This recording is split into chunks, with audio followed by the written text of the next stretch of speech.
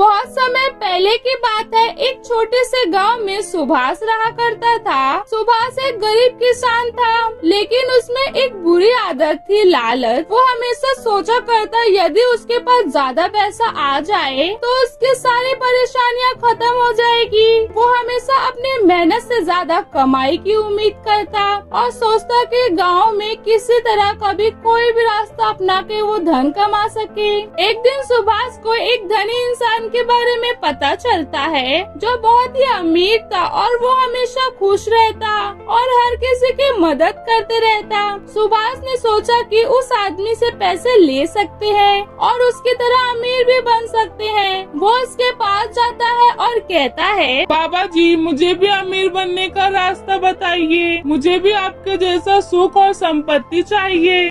उस धनी इंसान ने मुस्कुराया और कहा, सुभाष, ये एक रहस्य है। तुम्हें एक विशेष तरह का फल मिलेगा जो तुम्हारी सारी इच्छाएं पूरी कर सकता है। वो फल पेड़ पर उगता है, लेकिन तुम्हें केवल अपनी जरूरत के हिसाब से लेना होगा। अगर तुम लालच नहीं करोगे तो वो फल तुम्हारी सारी इच्छाएं पूरी करेगा। सुभाष ने बाबा जी की बात मानी और उस फल को लेने के लिए जंगल की ओर चल पड़ा। काफी समय के बाद सुभाष को वही पेड़ दिखता है जो बाबा जी ने कहा था। पेड़ पे बहुत सारे फल लटके हुए थे। सुभाष ने एक फल तोड़ा और खा लिया। जैसे ही उसने खाया उसकी इच्छा पूरी होने लगी, लेकिन उसे और फल चाहिए थे। उसने फल तोड़े और खा लिए। हर बार उसकी इच्छाएं बढ़ती गई और वो पहले से ज्यादा लालची हो गया था। उसने सोचा, अगर मुझे और भी फल मिल जाए तो मैं और भी ज्यादा अमीर बन सकता हूँ। उन्हें पेड़ से जितने भी फल तोड़े उतना ही पेड़ मुरझाता गया।